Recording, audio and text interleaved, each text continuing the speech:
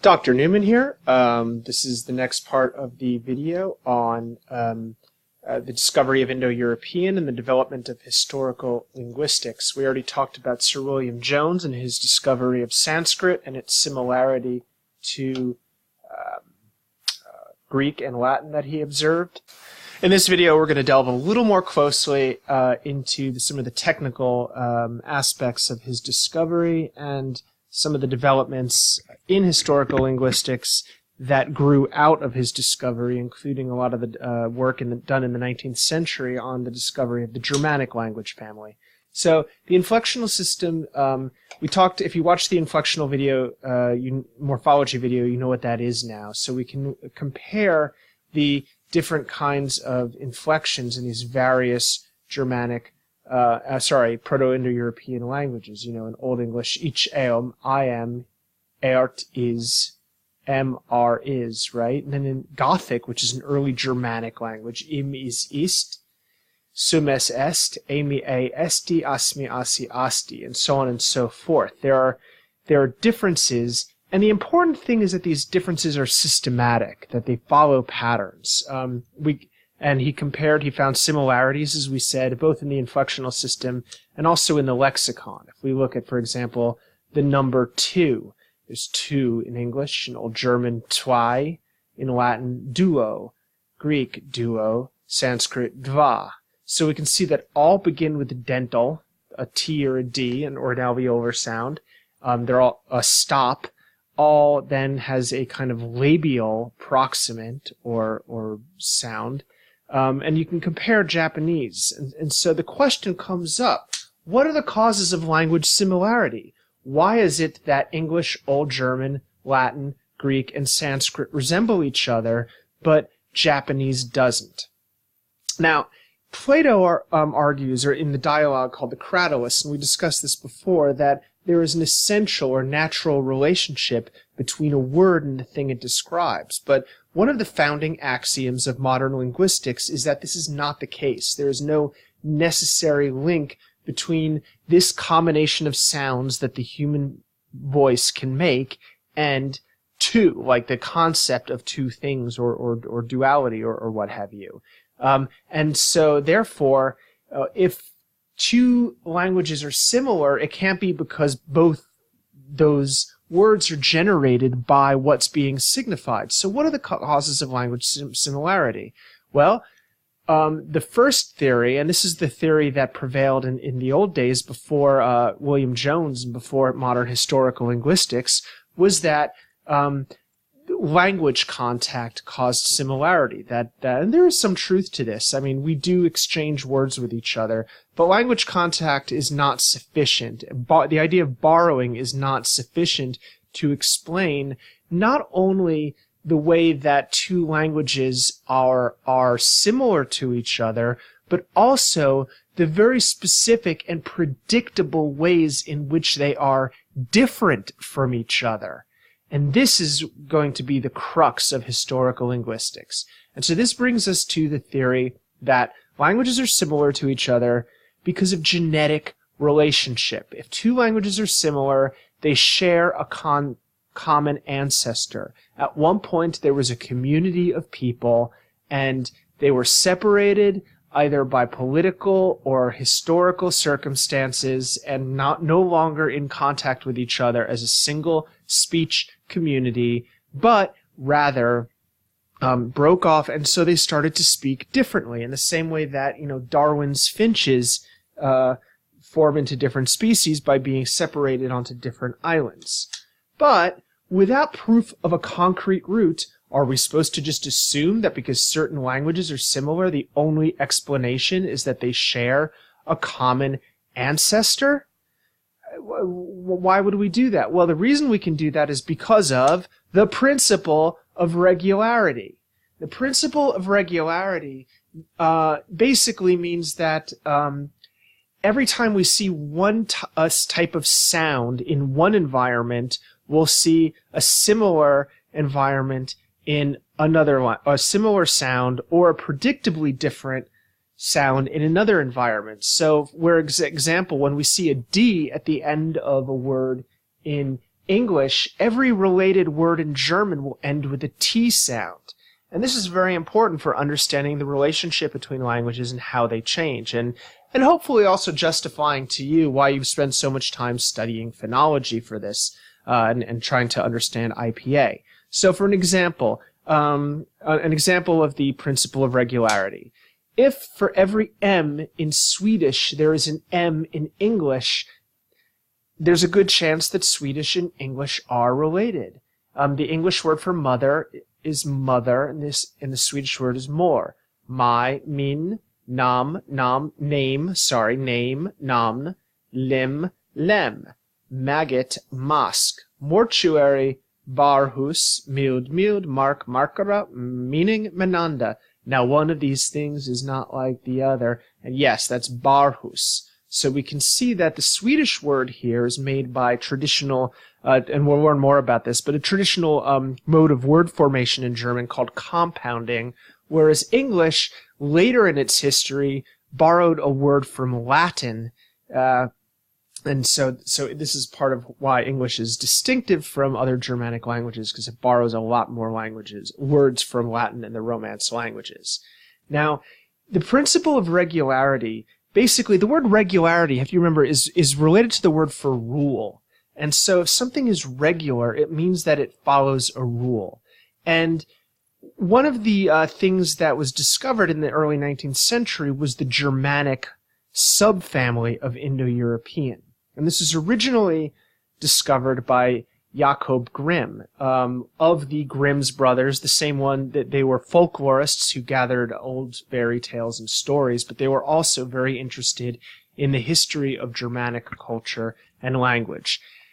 And what they found was that according to Grimm's law, every time that you would see a P in Latin or Greek or Russian or Sanskrit, you get an F in Germanic. But when you get a F or a V, you get a B in the one, right? So I'll give you more examples of these. But these three charts basically show you the systematic and predictable differences in sounds that you get between groups of languages. So K sound becomes a H sound in Germanic, right? So the word canis in Latin means dog, but H was the sound at the beginning of hound. So canis and hound, canine and hound are actually cognate with each other. There are many, many examples of these, and we'll look at some of them, but I'm just giving you the basic idea of what this means. And I would urge you to watch, in fact, I think it's required that you watch the Werner's Law series of videos to really get a handle on what's going on here, and to understand how Germanic language differs from Proto-Indo-European and other Indo-European language families, and also just to understand the kind of work that historical linguists have done and how they reconstruct ancient languages. And on the basis of reconstruction, they have worked out a family tree of Indo-European languages. So Proto-Indo-European, this sort of reconstructed ancestor, had 1, 2, 3, 4, 5, 6, 7, at least 8 children. Who knows how many lost subfamilies that there are that we don't have written records of.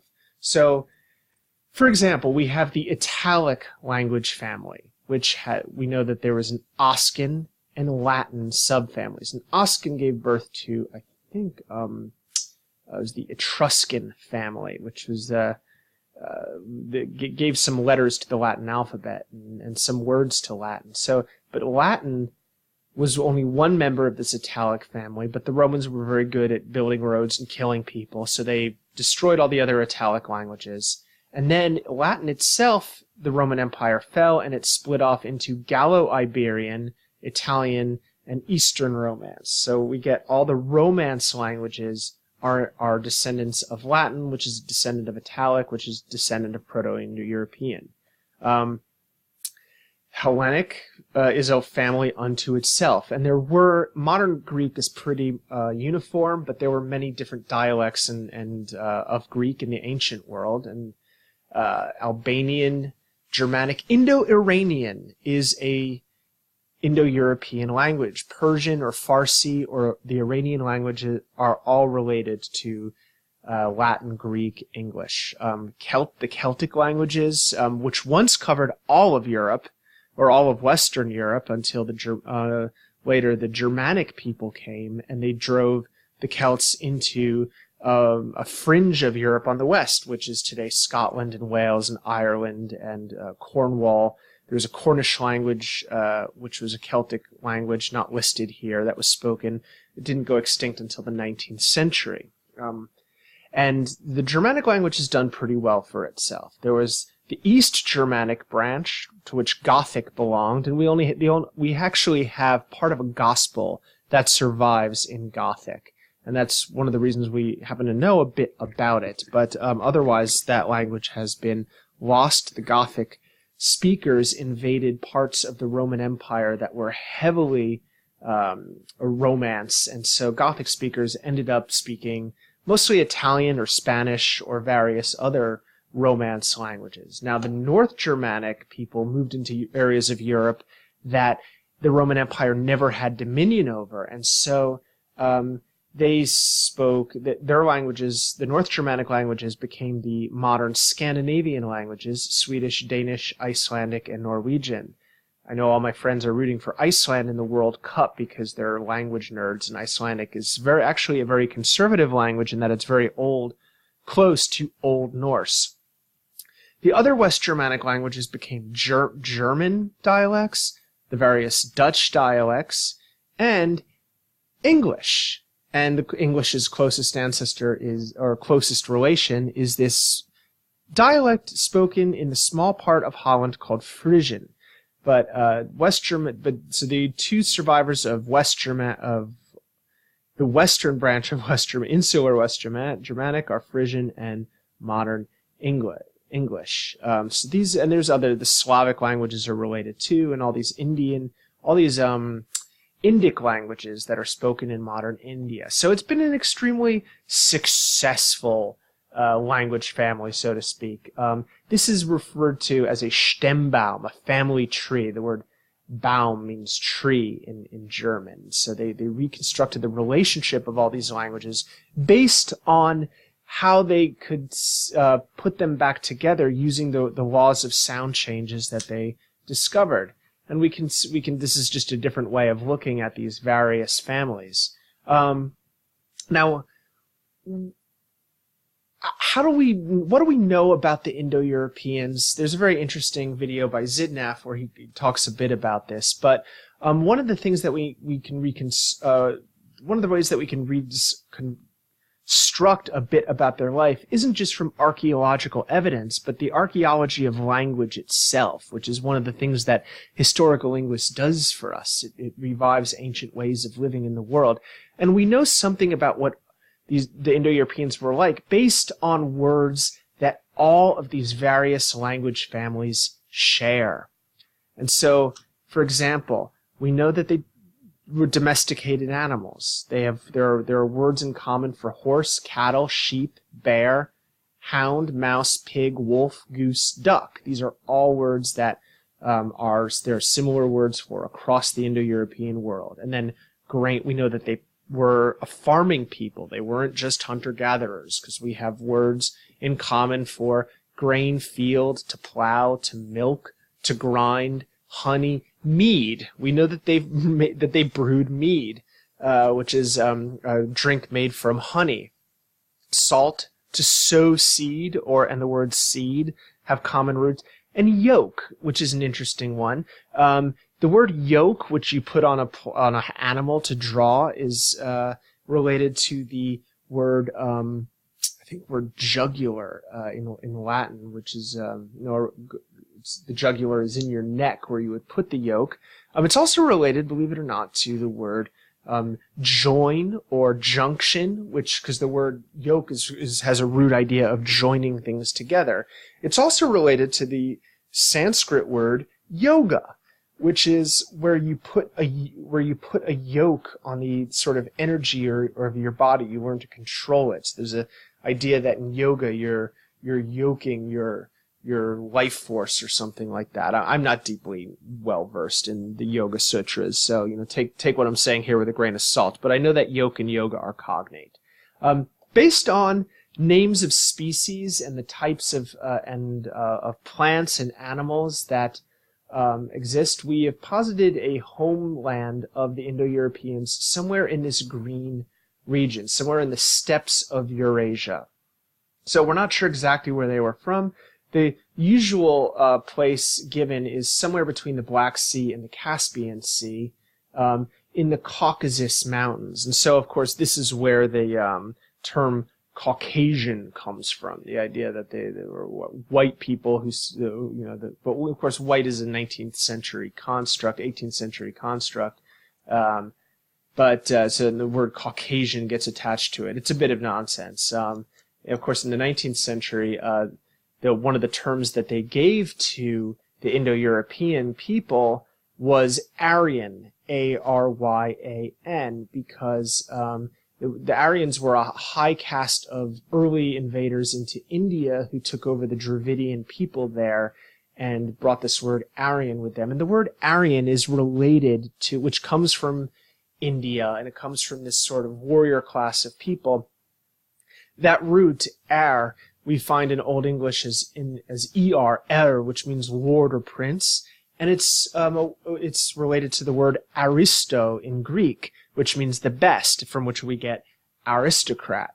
And it's also the root of the first syllable of many nations that are Indo-European, including Iran, Armenia, Ireland. All of these it is a little bit mind-blowing that the IR in Iran is cognate with the IR in Ireland. And the word cognate, we'll talk about it, but it means cousin word, basically. If we could think of mother languages and daughter languages and grandmother languages and sister languages, then we think of the words that are similar between one language family and another as cognates. The word cognate is from a Roman word meaning a cousin or kin of somebody who's in your family.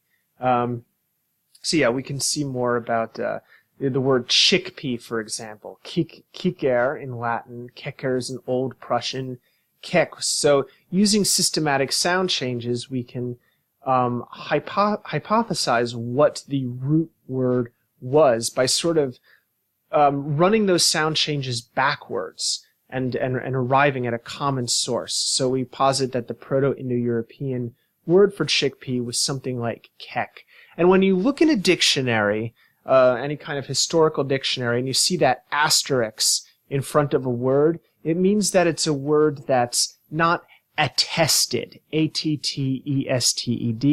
An attested word is one that we have found in an ancient or historical text.